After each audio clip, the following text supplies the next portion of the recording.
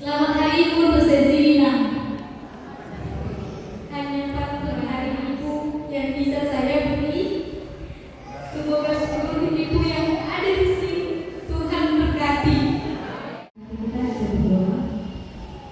Terpujilah Engkau Tuhan dengan berkat damai sejahtera daripada melimpahi kehidupan kami. Ya, berkainya dari Aryo 22 Desember 2024 Aina berlebaran dari Tuhan terbit atasmu. Sebab sesungguhnya kegelapan menutupi bumi dan kekelaman menutupi bangsa-bangsa. Tetapi terang Tuhan terbit atasmu dan kemuliaannya menjadi nyata atasmu. Bangsa-bangsa berduyun-duyun datang kepada terangmu dan raja-raja kepada cahaya yang terbit bagimu. Angkatlah mukamu dan lihatlah sekelilingmu. Mereka semua datang berhimpun kepadamu. Anak-anakmu laki-laki datang dari jauh dan anak-anakmu perempuan digendong. Pada waktu itu kau akan heran melihat dan berseri-seri, kau akan tercengang dan kau akan berbesar hati. Sebab kelimpahan dari seberang laut akan beralih kepadamu dan kekayaan bangsa-bangsa akan datang kepadamu. Sejumlah besar unta akan menutupi daerahmu, unta-unta muda dari Midian dan Eva. Mereka semua akan datang dari Sheba, akan membawa emas dan temunya serta memberitakan perbuatan masyhur Tuhan. Segala kambing domba Kedar akan berhimpun kepadamu. Domba-domba jantan Nebayot akan bersedia untuk ibadahmu. Semuanya akan dipersembahkan di atas mezbahku sebagai korban yang berkenan kepadamu. Dan aku akan menyerbarakannya sebagai nama khusus. Shalom. Selamat hari Minggu Bukan Hagalupan. Kalau pepatah bilang tak kenal maka tak sayang. Bolehkah saya memperkenalkan diri? Ya, Bapak Inang, Gorangu Aina Yudi Guru Purba, asal dari Tanjung Pinang. Kalau Inang di rumah urus Yanturi. Kalau Yudi sendiri di Batam ini kerja, jadi tinggal sama kakak sama abang ada di sana. Jadi kakak sama abang lah orang tua Yudi di sini. Ya, segitulah dulu. Kalau ada nanti yang mau berbincang-bincang boleh di belakang. Kita kembali ke teks kita Bapak Ibu. Teks kita hari ini berbicara tentang Yesaya 60 ayat 1 sampai 7. Pui dan kita dijai adon topik ini puho jangan masih nondama. Mengidomar kami Bapak Inang perlu anggo bercampur-campur bahasa kami karena kami besar hadir di perantauan jadi mungkin agak campur-campur. Inang Bapak begitu juga nama Poso. Yesaya ini ada 3 perikop. Yang pertama ada Proto Yesaya, yang kedua adalah Deutro Yesaya, dan yang ketiga kitab Yesaya ada Trito Yesaya. Kalau kita bicara tentang Proto Yesaya itu mulai dari pasal Yesaya yang pertama sampai yang ke-39. Proto Yesaya berbicara tentang bagaimana bangsa Israel sebelum masa pembuangan Babel. Naima anggo Proto Yesaya. Modo Deutro Yesaya aima pasal 40 dan 10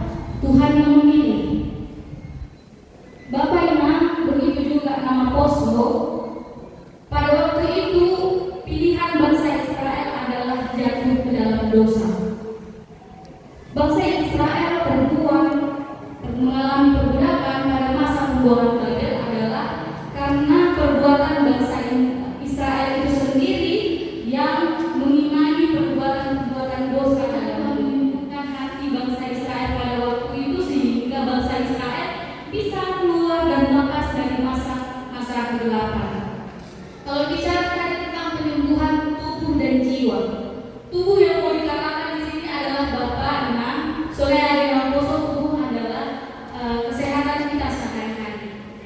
Baik itu secara fisik, sakit penyakit kita setiap hari, itulah yang mau dikatakan di sini bahwa baik dalam tubuh. Kalau dikatakan dalam jiwa, jiwa ini adalah mentalitas kita, perilaku kita.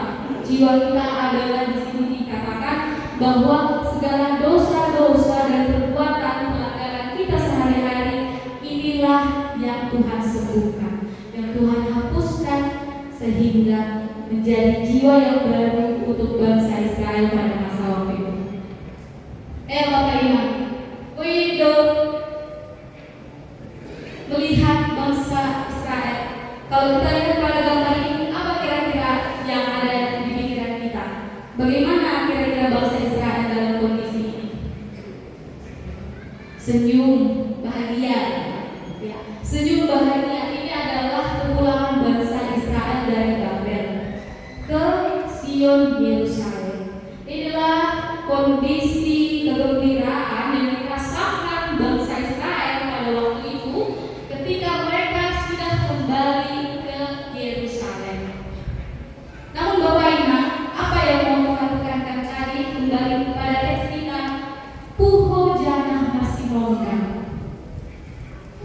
bangkit dan bersinar. Pulangnya bangsa Israel ini tentu memberikan pesan kepada kita umat manusia bahwasanya bangsa Israel pulang bukan hanya pulang, tetapi untuk memberitakan Injil firman Tuhan. Mereka diminta bangkit dan menjadi terang untuk bangsa-bangsa yang lain pada waktu masa itu. Kalau kita mati lampu mungkin jarang di sini, Bapak. Kalau di kampung sering yang mati lampu kan, sering ya mati lampu. Kalau kira-kira mati lampu atau di daerah terpencil tidak ada penerangan, atau kita berada di jalan yang gelap, penerangannya amat kurang, apa yang kita rasakan pada saat itu? Pertama, bangkitlah menjadi teranglah, sebab terangmu datang dan kemuliaan Tuhan terbit atasmu. Sebab sesungguhnya kegelapan menutupi bumi dan kegelapan menutupi bangsa-bangsa, tetapi terang Tuhan terbit atasmu dan kemuliaannya menjadi nyata atasmu. Berarti adanya terang dan sinar di atas kita. Dari mana berasal terang dan sinar itu?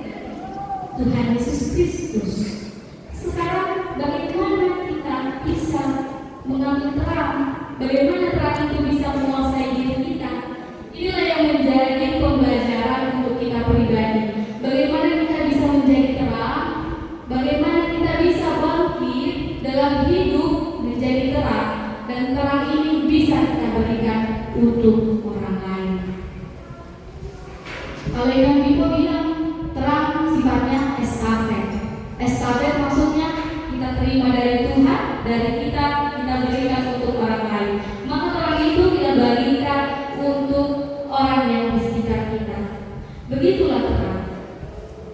Berbicara tentang terang, sebenarnya banyak terang yang lain yang bisa kita bicarakan. Contohnya, terang hanya perikop ini terang, inilah hal yang harus dibagikan. Terang bisa digambarkan sebagai berkat. Terang atas diri kita turut menjadi berkat, sehingga berkat bisa selalu kita salurkan untuk orang lain. Kalau kita hidup dalam kegelapan, bagaimana? Apa yang terjadi? Terkhusus untuk nama Poso. Pertanyaan untuk nama Poso, apakah nama Poso saat ini masih dalam kegelapan? Masih dalam kegelapan? Ya, inilah kehidupan nama Poso dalam kegelapan. Jadi kalau dibilang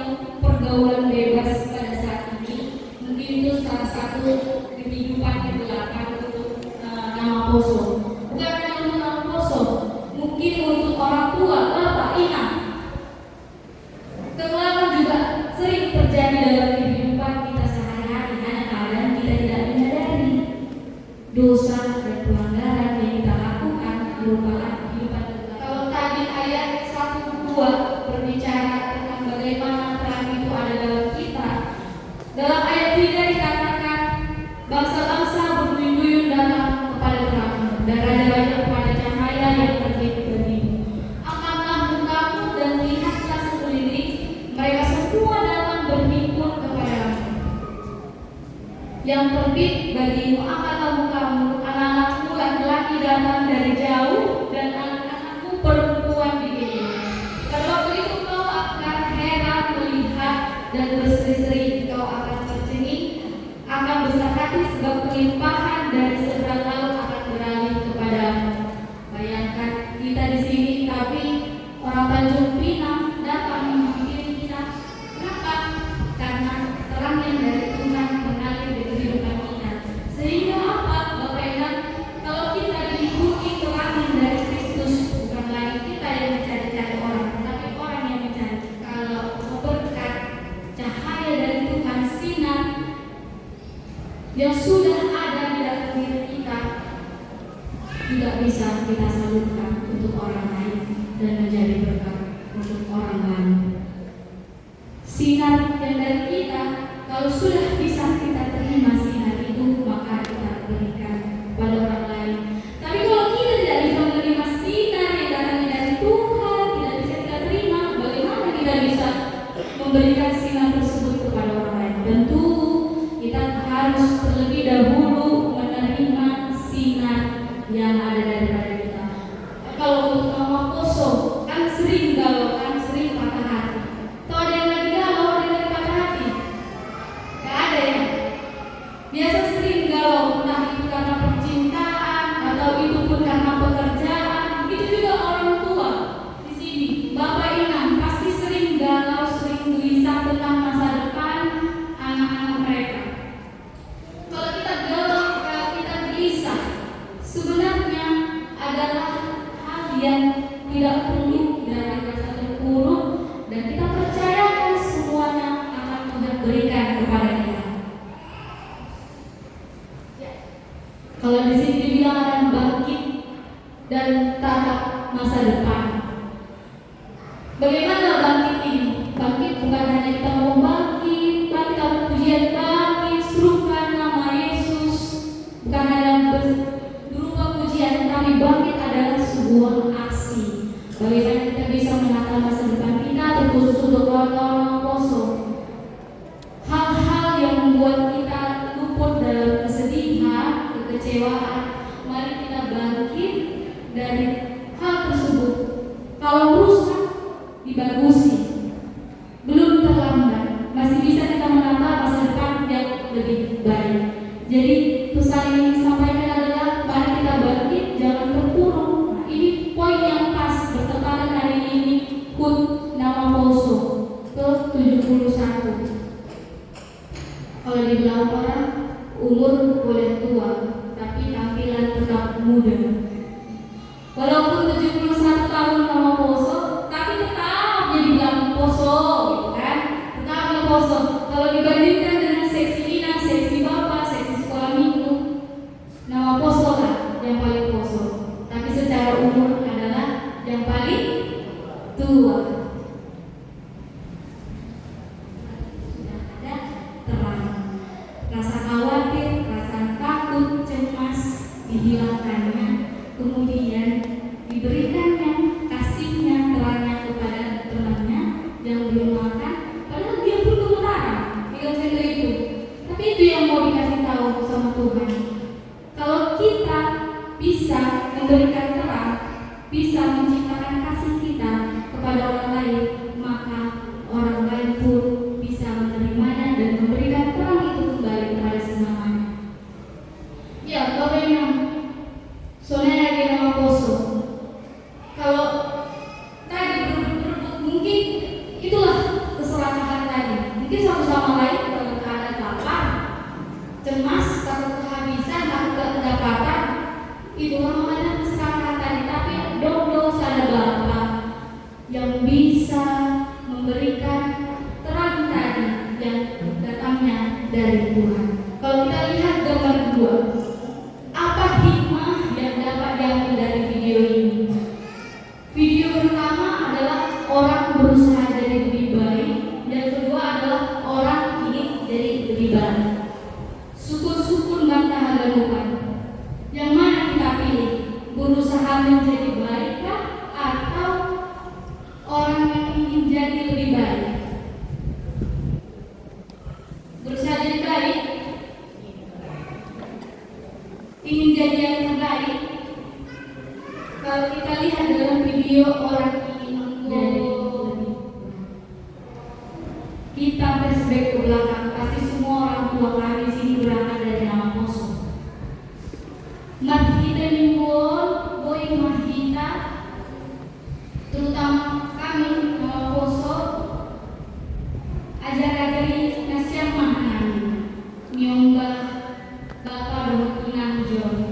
Banyak do kekurangan kami, banyak do kesalahan kami, tapi seperti doi nakonan tunas nama jenges kita mau HP tunas nama jenges latuna togu agepero loboloni. Kami inilah bapak yang tulis nama jenges, begitu juga pemuda kita lah tulis nama jenges. Kalau kita bicara ambilan ini terang, ini ambilan yang sangat cocok untuk kita. Kenapa? Karena harusnya terang itu bisa berbicara tentang bagaimana umat manusia harus bersukacita. Tapi ada tempat ini apa yang dibilangnya? Apa yang tempat yang mau disampaikan Tuhan adalah bagaimana kita bisa mengambil sinar yang sudah Tuhan berikan dan kita berikan untuk ke orang lain. Bagaimana sinar tersebut bisa masih lain tengah-tengah di kehidupan kita dalam menyambut Natal, menyambut kelahiran Tuhan Yesus Kristus, menyambut Mesias Sang Juru Selamat. Inilah yang mau disampaikan pada Advent keempat ini. Bagaimana kita menjadi sinar, bagaimana kita bangkit dan bersinar. Dan terakhir, Bapak Ina, Dongdo Oti bertepatan hari ini dengan Allah Bapa yang baik yang bertahta di dalam kerajaan surga. Terima kasih Tuhan untuk setiap berkat-Mu, bahkan mulai dari tadi pagi sampai kami bisa beribadah di rumah-Mu yang kudus ini, bukan karena hebat dan kekuatan kami, tapi semua berasal dari Engkau Tuhan. Tuhan tolong berkati jika ada jemaat-Mu hari ini yang tidak dapat hadir ke gereja karena sakit ataupun karena tidak fit ataupun ada masalah yang lain. Tuhan tolong berkati dia Bapak.